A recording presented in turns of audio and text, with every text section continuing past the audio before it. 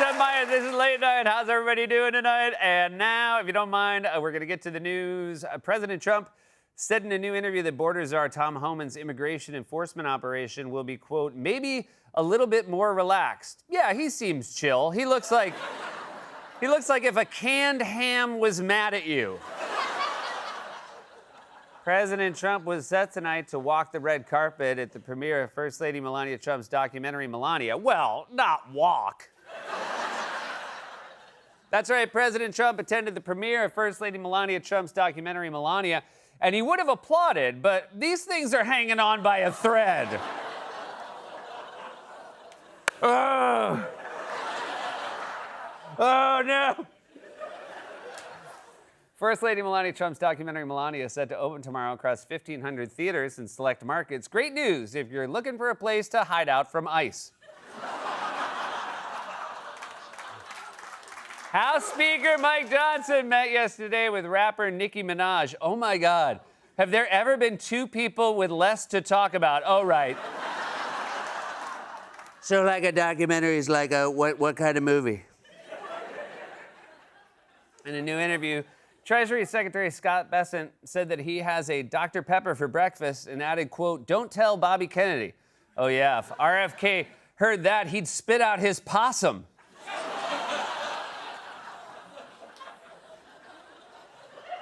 The footwear brand Birkenstock this week unveiled a new bridal collection which features 6 sandals made with higher quality materials. And for the groom, just kidding, there's no groom.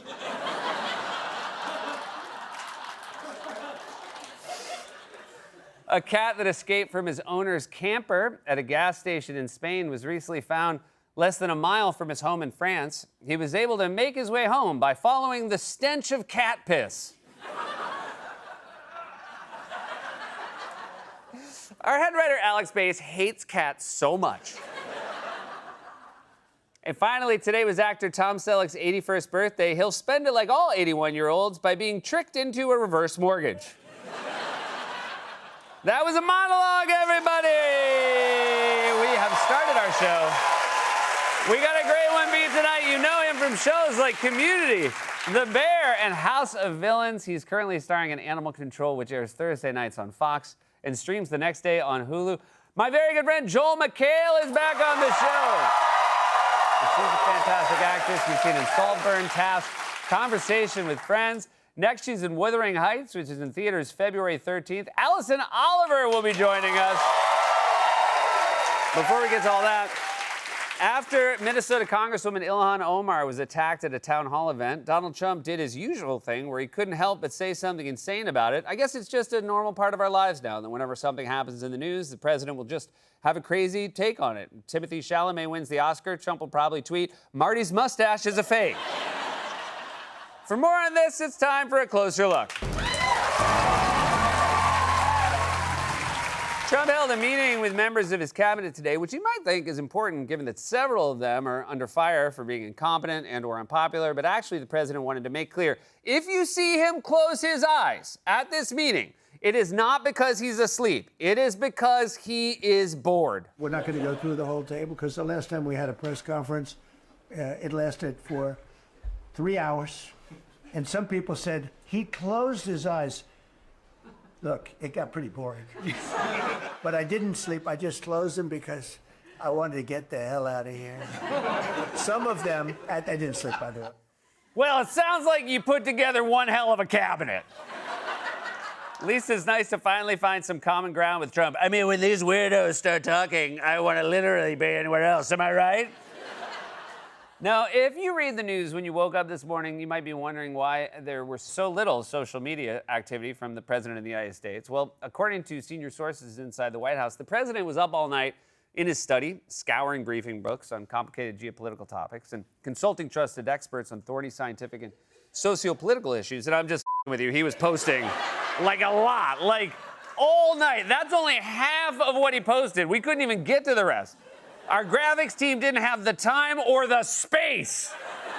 Now, most of it was the usual brainworm stuff, attacking Canada, obsessing over Greenland, accusing Barack Obama of treason, but he also reposted some rando claiming that Walmart is closing 250 stores in California, citing the state's $22 minimum wage. Now, Walmart has about 300 stores in California, so closing 250 of them would be a huge deal, mainly because it would mean California would suddenly have 250 Spirit Halloweens. In reality, California's minimum wage is $16.90, not $22, and Walmart says the mass closure claim is fake. In fact, it just opened a new store in California last month. It is deeply and consistently a bummer how often the president is wrong about because there is no excuse. You know who you can always get in touch with when you're the president? Someone who knows what the they're talking about. But of course, he doesn't care about being wrong. He throws slop into the world confidently, knowing it'll stick to some people and not to others, and then we'll all forget because we have to focus on his next insane lie. The office of the president should be a trusted public resource. It should be like Google Maps. Instead, our current president is like Apple Maps, the old one. You know, you type in point A and point B, and it says make a left, drive 50 miles to the nearest lake, swim to the bottom, find the missing ballots that Obama stole from Georgia, then merge onto the interstate, but get off before California because all the Walmarts are closed. Just take. Please, for me, just take Trump's recent claims about Ilhan Omar. Congresswoman Ilhan Omar is worth over $30 million. There is no way such wealth could have been accumulated legally while being paid the salary of a politician. President Trump posted on Truth Social that the DOJ is, quote, looking at Omar. He claims she left Somalia with nothing and is now worth, quote, $44 million. Wait, she went from 30 million to 44 million? She made 14 million in 1 week. What did she do? Invest in some Trump family crypto? Oh, you know what? Maybe she finally sold all those Labubus she's always carrying around. Each of those bad boys is worth at least $1 million on the secondary market, especially chestnut cocoa. I have been buying those and hoarding them as an investment to pay for my kids' college education. Unfortunately, I have since discovered that many of them are knockoffs. Turns out someone just glued the head of a Cabbage Patch doll onto the body of a Tickle Me Elmo. I was worried something was wrong when I tickled it, and instead of laughing, it said this. Get your hands off me.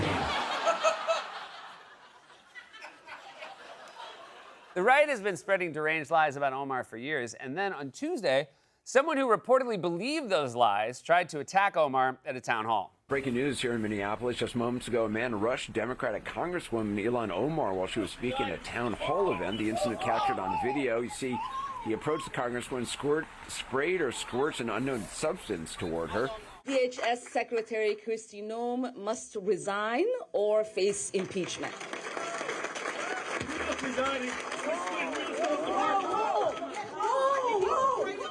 Wow, she was ready to throw down. I don't think I've ever seen a member of Congress square up like that. I mean, Josh Hawley raised a fist on January 6th, but when they actually got near him, he ran away like he heard a bear in a woodshed. Omar explained what happened afterward and sought to reassure everyone that, yes, she was, in fact, ready to kick some ass. There was like some liquid thing that I, at the moment, thought it was like a spit. And so I, instinctively tried to like punch him basically for trying to spit on me. You thought he was spitting? Yes, because there's some liquid that hit my folder and the podium, and then I could feel maybe something. So you thought a guy had come up and spit at you? That's what I thought. Obviously, security tackled him. It looks like he. I wasn't able to make contact with him. You did not, yes. Although that image has gotten everywhere today. Yeah, he was saved by the security. He was saved by her security. Whatever you think about her politics, you gotta admit that's pretty baller. It's like in a Fast and Furious movie when Vin Diesel drives off a cliff and says, "Don't worry, the cliff was fine." Compare Omar's reaction when an actual person attacked her at a town hall to Trump's reaction when he was attacked by a bird. Get this bird out of here. He thinks my hair is a nest. And that's a classic 2016 Donald Trump hair joke. Classic 2016 hair joke. But of course, in Trump's mind, only he can be a victim. If anything happens to anyone else, it must be a fake or a conspiracy. President Trump responding overnight, saying he has not seen the video of the incident, but calling Omar a fraud, telling ABC News she probably had herself sprayed knowing her. Hey man, I wouldn't make accusations with regards to having yourself sprayed. You always look like you just got sprayed by one of the Joker's poison flowers. You think the whole thing was staged, that a sitting member of Congress and her allies planned a fake attack to, I don't know, create sympathy for her, and the best plan they could come up with was have a guy spray liquid and then immediately get tackled? Yeah, we had weeks to plan the whole thing. We filled a spray bottle with apple cider vinegar, and to make sure the guy got tackled, we hired a former quarterback for the New York Jets. Trump was also asked if he had seen the video, and he showed his usual level of curiosity. When asked if the president had seen the video of this man lunge and spray what a law enforcement source believes is apple cider vinegar at the congresswoman, the president said, quote, "I hope I don't have to bother." I hope I don't have to bother? I'm sorry, you too busy with something more important, like posting 50 times in one night or tracking the number of Walmarts in all 50 states? Trump and MAGA always think anything that doesn't fit neatly within their preconceived worldview must be fake, the same way that Trump thinks the 2020 election must have been stolen even though he lost over 60 court cases, or how he and his cronies claim the resistance to brutal ICE tactics in Minnesota must be orchestrated by some shadowy, nefarious group. I think, frankly, they're professional agitators. But just disrespect. And I'd like to find out, and we are going to find out, who's paying for it. But just disrespect. With their brand new signs and all the different things. Our Steve Harrigan, who's covered many wars, said that in his own observations, it feels incredibly organized. These people know each other. They know where to go. What do you know about this? That's right. And I can tell you what I observed when I was there. It's extremely organized. The signs they have are all matching. They're well written. And look at what's happening today. How did these people go out and get gas masks, these protesters? Would you know how to walk out on the street and buy a gas mask right now? All right, first of all, you can literally go on Amazon and buy a gas mask right now, which is great because I can go to Amazon to rent the new Melania documentary and also buy a gas mask when I watch it because I bet it's gonna stink. Also, I have to go back to this part. The signs they have are all matching. They're well written. Your smoking gun is that the signs are well written? That says more about you than it says about them. It must be organized. For one thing, unlike our ICE agents, they can actually read and write. It's an unfair advantage. The signs don't have any typos or misspelling. No one accidentally wrote, "Make America Great Again."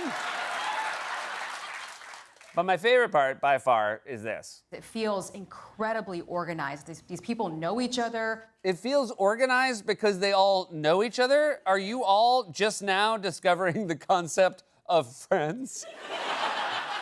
It's incredibly suspicious. They all spend time together meeting up at their secret headquarters, a place called Chili's. Who meets? At a restaurant named after a foreign country. The secret organization behind them even has a name, fomenting riots and insurrections every night and day secretly. They go by their acronym. This explains everything about MAGA. Any piece of information that doesn't fit into their worldview must be fake or a conspiracy, whether it's the number of Walmarts in California or the resistance to ICE in Minnesota or the results of the 2020 election. And if they have to, they'll just lie. The president will spend all night posting those lies, and then he'll come into work the next morning and tell everyone, I didn't sleep. This has been A Closer Look.